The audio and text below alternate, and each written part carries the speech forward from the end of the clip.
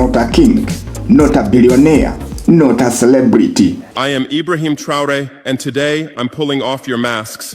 He's a 37-year-old military captain who kicked out the French, stared down the West, and made millions across Africa chant his name. Yes, you heard correctly. His videos have gone viral. His speeches sound like war cries. I, whom you call a young military junta leader, whom you brand as a dangerous radical, whom you serve up as an anti-Western dictator, am now telling you the truth. So, who is Ibrahim Traoré, and why is Africa obsessed with him?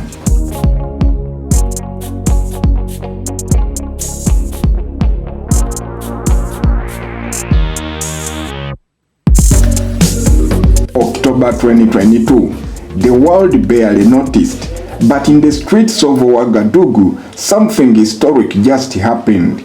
A little-known captain had just led a second military coup in less than 9 months, and this time, the man in charge was Ibrahim Traoré. No one saw it coming. He wasn't a political figure. He didn't have a party. He wasn't rich, but he had one thing most leaders don't: the people's pulse. Within days, TikTok blew up with his clips. Africa's youngest president was trending. On the streets, they waved flags, not of France, not the UN, but of Thomas Sankara. To many, it felt like Sankara had returned, but this time in combat boots, with a smartphone in his pocket and fire in his voice. Every day, every hour, every minute, the same story plays on your screens.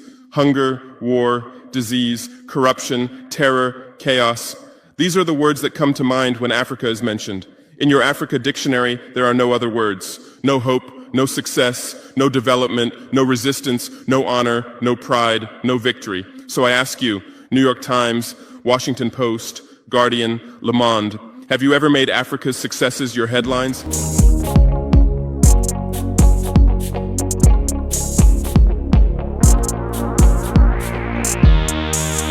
Ibrahim Traoré was born on March 14, 1988, in the small farming village of Kera in Bondukwe, Mohun Province, Western Burkina Faso. His family was modest, ordinary villagers in a land where survival depended more on sweat than systems. From an early age, young Ibrahim Traoré showed signs of quiet brilliance. Teachers called him sharp, disciplined, deeply introspective. In 2006, he joined the University of Ouagadougou to study geology. But it wasn't rocks that shaped his worldview, it was revolutionary ideas. He joined student unions, read Sankara's speeches, and debated ideology with Marxists and Muslims alike. By the time he graduated with honors around 2010, he wasn't just a scientist, he was a soldier in spirit.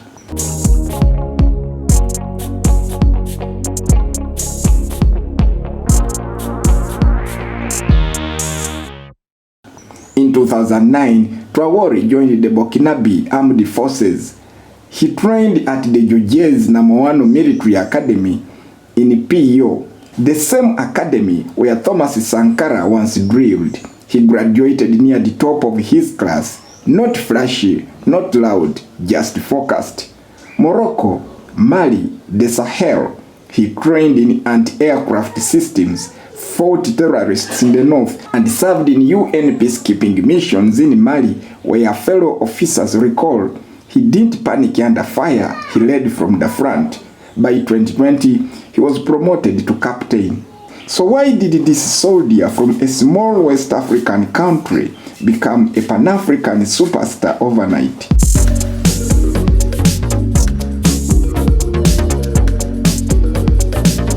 Here is the Traoré formula. 3 explosive reasons. 1. He's young and fearless. Most African leaders are over 60. He was just 34 when he took power, the youngest president in the world. While others cling to power, he called himself a transitional leader. That's not just rare, that's revolutionary. Reason 2, He speaks the language of the streets. I questioned, and I understood that the Africa you showed us wasn't real. The story you told us was a lie. The fate you imposed on us was a script you had written. For years, how have you portrayed Africa? How have you shown it? How have you sold it to your viewers? No teleprompters, no PR teams, just raw, unfiltered passion. Because these don't fit your scenario. Your Africa cannot be successful. It cannot, because then how will you legitimize your exploitation? If it's not in need of help, how will you intervene? If it's not backward, how will you look down on it? Have you ever asked yourselves, has any editor sitting at their desk, any news director in a meeting, any columnist at their keyboard ever thought, why are the people of the world's richest lands poor? That's not diplomacy, that's defiance. Reason 3, he dares to say what others won't. He's not afraid to name names, France, ECOWAS, the UN. He says they are part of Africa's pain, and he's not playing nice. Through this system, France transfers $500 billion worth of resources from Africa every year. Does anyone write about this? No. But when France gives Africa 10 billion euros in aid, it makes headlines. Britain's system is more sophisticated. London is the world's money laundering center. City of London, offshore paradise. Every penny stolen from Africa passes through London. Jersey, Guernsey, Cayman Islands, Virgin Islands, all under British control. Africa's wealth hides there. America's system is AFRICOM, Africa Command, 46 military bases on the continent. Official purpose, security. Real purpose, resource control. Burkina Faso is not just in a political storm, it's in a war zone. Terrorist groups have taken over nearly half the country. Thousands dead, millions displaced. The West offered military help, but it wasn't working. So Traoré took a bold step. He expelled French troops, shut down French media, cut ties with the old masters. He said, if they won't help us win, they have no business here. Then he turned to his neighbors, Mali and Niger, also led by soldiers, also fighting for sovereignty. They formed the Alliance of Sahel States, a regional military and political pact. In his words, we are no longer ECOWAS, we are the Sahel, we are Africa, and we are free.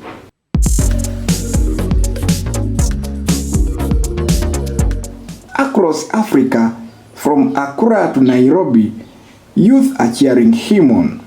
He's become a symbol of the Africa people want, a man of action, not excuses, a leader who doesn't kneel to the West, our own Che Guevara, but African. In fact, across African TikTok, one name keeps trending, Captain Ibrahim Traoré.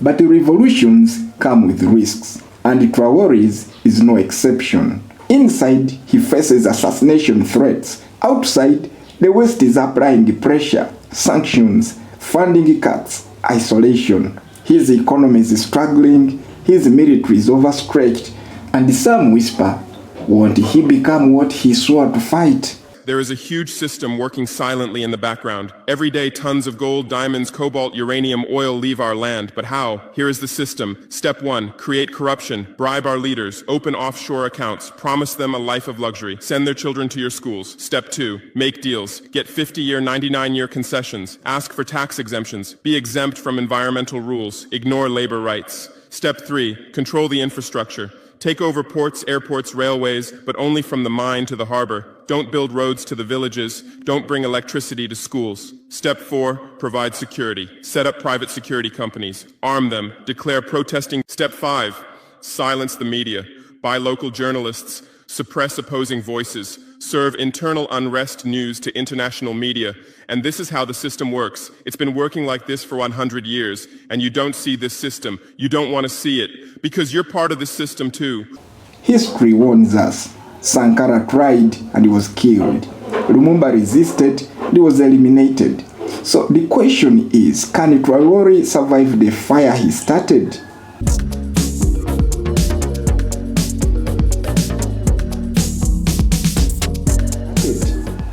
Make good to subscribe to this channel and leave a comment. What do you think of Captain Ibrahim Traoré's reign over Burkina Faso? To some, he's a populist. To others, a liberator. But to millions of young Africans, Ibrahim Traoré is something bigger. a symbol of possibility, a sign that you don't have to come from power to lead with a purpose. He rejects IMF loans, calls for resource sovereignty, and wears the legacy of Sankara like armor. From a small village in the heart of West Africa to the corridors of power in Ouagadougou, Ibrahim Traore's story is far from over. This is more than politics. It's a revolution of minds, a reminder that greatness doesn't always wear a suit. It sometimes walks barefoot in the dust before rising with boots on ground. I'm SamieG, and this is Africa's Excellence.